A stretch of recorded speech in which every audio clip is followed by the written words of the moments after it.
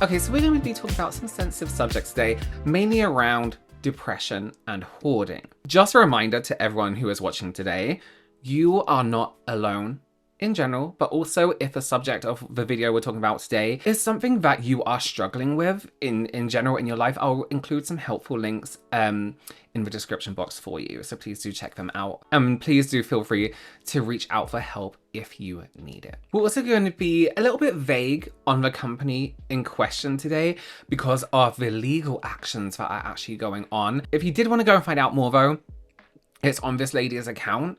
It's all there for you.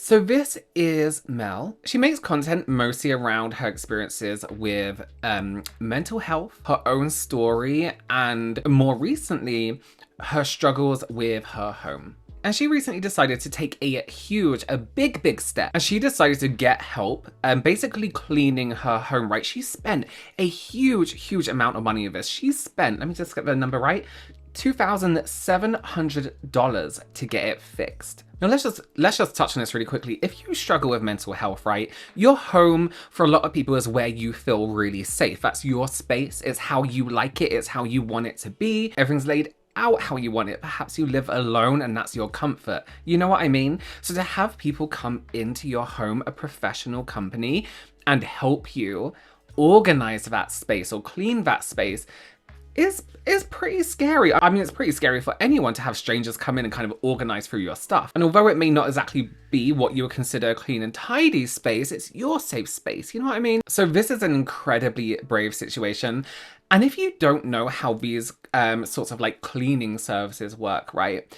Usually it's a specialist team who come in, sort through all your belongings while keeping as much as possible, but they kind of make you think about it. Like, what do you really need to keep? What don't you need to keep? And they get rid of like trash, rubbish, as well as get the place like actually clean. So like bleach, vacuum, all this kind of stuff. If the client isn't there for the cleaning itself, usually the company would be on the phone during, or at least stay heavily in contact to know what they can and can't throw away. It's also usually the case that once everything is like bagged up or put in boxes, whatever it is, or made ready to like transport away, the client would be able to do final checks to make sure there's nothing that they've kind of put up to be thrown away. There's nothing there that's sentimental that's accidentally been thrown into that, right? That's the point. Someone comes and looks through your stuff. They help you organize. It's not just, oh, we're going to take whatever. You don't need this. You don't need this. Amongst what you may consider trash is someone's sentimental value. Even something like a box could be sentimental to some people. You know, it might have had something in it. You know what I'm trying to say. Okay. I lost every single item of clothing I own today. I'm probably getting an email from HR tomorrow because I'm probably gonna go to work naked. Actually, I won't go to work naked. I'm probably gonna go to work in the turtleneck that I'm currently wearing, that I wore today, that I'm about to go to sleep in, and I will be wearing tomorrow because I have no clothes. And I don't mean that in the dramatic girl way where it's like, oh, haha, like I have nothing to wear. No, I lost every single item of clothing I own today. I came home today to no clothes.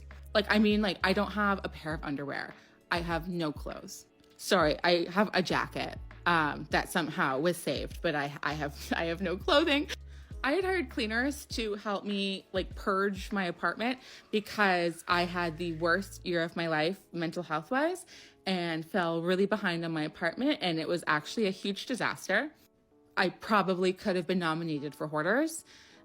And I'm not joking. So I was expecting a lot of things to get thrown away today or at least separated.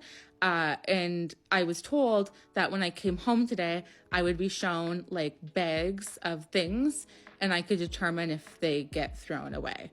Or at the very least, if they had questions about throwing something away that may have had value, they were supposed to call me. Well, they offered to call me and I could confirm because I live in a tiny apartment. There was no room for me anyway. It was so messy. And I just mentally just couldn't be here. So listen, there's a lot of onus on me too. Like they think there's a lot of things I would have handled differently. I just think I know my clothes are probably all from like H&M and like Abercrombie and stuff. So the value is probably not high. And we were in contact all day through email and the phone for other things, like when they wanted to charge me an extra $1,700, which I paid because I was happy to be having this done. So that being said, a heads up would have been nice that they could have said like, hey girl, like, you might want to go pick up a pack of underwear because you're not going to have anything to wear tomorrow. And for the record, I did contact the company because I was like, am I missing something? Where are my clothes? And they responded saying everything was ruined. They had to throw everything away. I'm not doubting there were probably articles in my apartment that had just become ruined because I was not taking care of my things. I do recall leaving my laundry basket full of clean laundry from when I came home today that I was going to deal with because I was going to have a nice clean apartment. I don't know where those clothes are. Actually, I do know where the clothes are. They're in the dumpster downstairs. I know they're in the dumpster because I did spend a half an hour once I realized I had no clothes digging through the dumpster to try and find my clothes, because I am not joking when I say I quite literally have nothing but what I'm wearing to wear to work tomorrow. So although I spent $2,700 having garbage removed from my apartment, I did just bring up like 5 or 6 bags that I will go through when I have the energy tomorrow, just to see if maybe some of my work clothes are in there, and then I'll wash them and figure it out. But otherwise, yeah, I have no clothes. That's insane. So, okay, so wait, so you're clearing out this whole apartment as the professionals, and not one part of you thinks, okay, we're throwing away every item of clothing in this apartment. We should probably call and say, listen, we're going to leave the clothes for you in an organized state so you can go through them yourself, or come back, or let's get on the phone. Are there items you want to keep? I do feel sorry for the way she was like, I know my clothes are just from H&M. H&M sells some expensive clothes. It doesn't matter the value. Also, they're your clothes. People need clothes. Unless you're a nudist, naturist, whatever. Even then, you need to go places where people aren't. And it's a lot of money to be spending to then now have to go out and buy some clothes. But just some more added context here, right? The cleaning company that she went through weren't the same company that cleaned her home, right? So the original place she booked from outsourced another company to do it, like the cleaning, right? It wasn't just the clothes that ended up going missing though. Her Apple Watch, other tech bits, Coach bags, her makeup, perfume, toiletries, kitchen utensils, jewelry, shoes, even shower curtains and regular curtains went missing. This is the whole house. This is a whole home. The company threw all of this away, apparently, without talking to her at all. You're gonna throw away jewelry and makeup, shower curtains, regular curtains without talking to her? Listen, curtains are things that can be cleaned. They can be, you can get rid of a mold, mildew, if there is that, on curtains quite easily with the right cleaning things. And considering she's out the house, you can have a well-ventilated area. Unreasonable. Imagine coming home to all your stuff missing. Just a quick note on hoarding, right? And having a living space like Mel did. Usually you will find, although the homes are messy or unclean, the mess itself tends to be in individual piles, right? Or organized piles. So a pile of rubbish, a pile of clothes, a pile of plates. It isn't always the case of what you see on TV, or what some people think is where, there's a plate here on top of a wardrobe, on top of the dead cat, like you see on the hoarding show Hoarders. In my mind, I'm like, do they think this was like an end of tenancy, or someone had died and left all this stuff here and maybe she was the child of a person?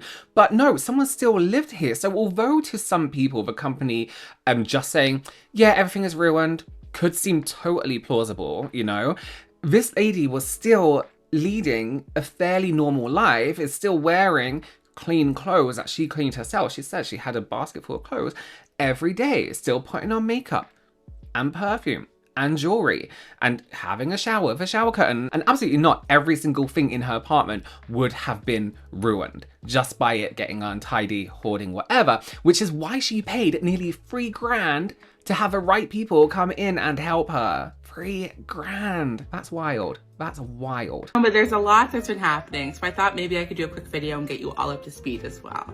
While I'm getting ready, I was sick for a couple days. I have to leave the house today. So yeah, welcome. So my depression became quite severe, and I really struggled for a while to take care of myself, or more specifically, my apartment.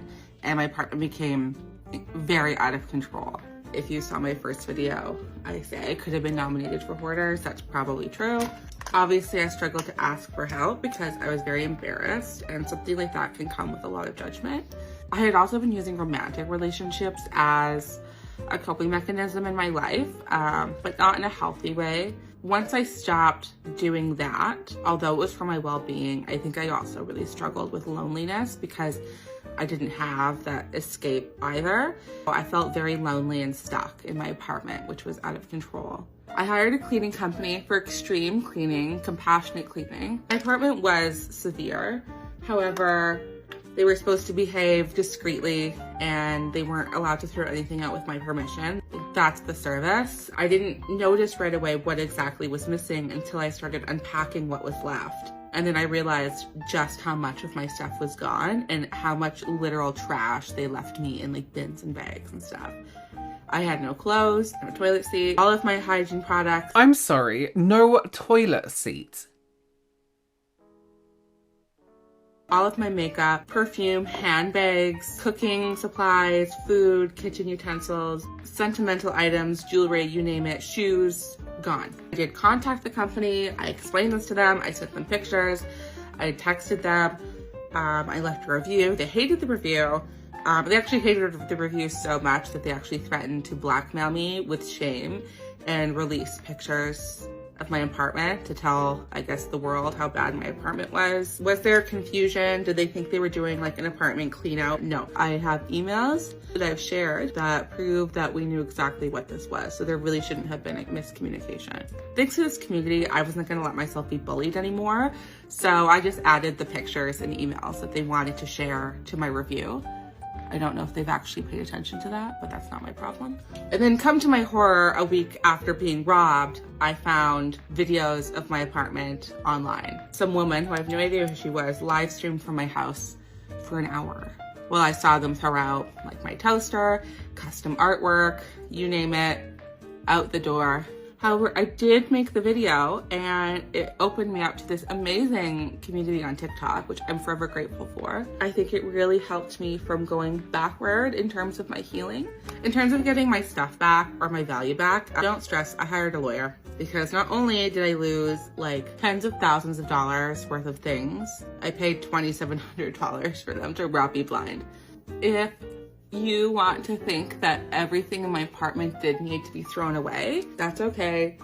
I know hoarding is a difficult concept for people to wrap their heads around it if they haven't experienced it, either themselves or perhaps like a close family member or friend. I do have a ton of videos, but I gotta warn you, they're pretty yappy if you want to go look through, because I would have believed that argument had they not left me totes and bags full of literal garbage.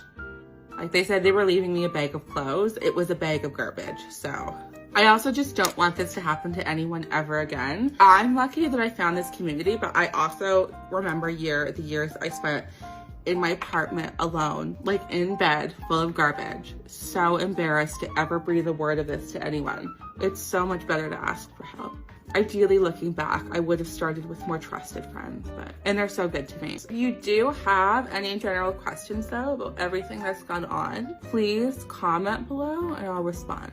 I'm so flattered people are here. I don't think anyone will ever truly understand just how unbelievably life-changing this was for me. It was so scary to put myself on the internet about something that I'd lived with so much shame about for years. To have had so much support was so validating, and I don't think I really even understood just how much I need it. I say it a lot. This was like the best, most shiny silver lining I could have ever asked for. Thank you so much.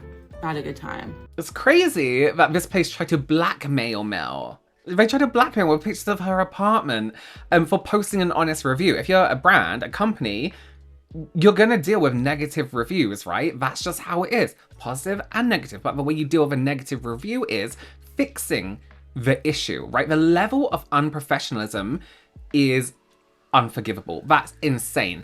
Mel skips over this, but one of the members of the staff live streamed the inside of her home. That's insane. We see these cleaning accounts on TikTok. I've seen them when they're like cleaning, I mean, gravestones. Did a whole video on that. But when they do go into a person who maybe hoards and they're cleaning it out, and they do live stream, or they just have a video of like before, after.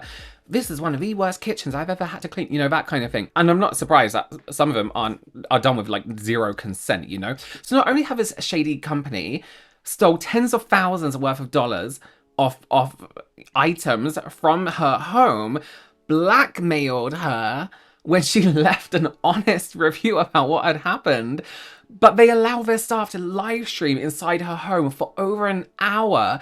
This was meant to be a discreet service, like no judgment, judgment-free zone. It happens, people happens, the human mind is complex. Imagine, right, the horror of just coming across that video online, your home online, after putting so much trust into these people. And she said she was embarrassed about this situation. She felt shame. Oh, well, let's just live stream it. Something that Mel says in one of her other videos is that when she came back, her home wasn't even clean. They didn't vacuum or clean most of the surfaces. And when you have paid that much money, you would assume, you know, that not only would they help organize, get rid of a load of trash, get rid of a load of stuff, but they would definitely, you know, at least wipe down the sides or something like that, or, you know, vacuum the floor, especially in places like bathrooms, kitchens, where it can get quite dirty, dusty, and in bedrooms as well. You would clean. It's insane. Thankfully, Mel seems to be doing much better, especially with the amount of support she's got over on TikTok. TikTok terrifies me when people say, "Oh, such a nice group of people over on TikTok." I'm like, where and when? So it's nice to see someone getting like support instead of hate comments, bullied online, especially on TikTok. And she's also taking legal action. Good for you, taking legal action against a company. And if you want to follow along, I'm gonna follow her now. Go and check her out. This is wild to me, right? I am so sick of a few things. Unprofessional brands, unprofessional companies, full stop, that are charging so much money for this mess. Are you kidding me? For throwing out all this individual stuff, that's wild to me. Also, I'm pissed off at the world TikTok has created.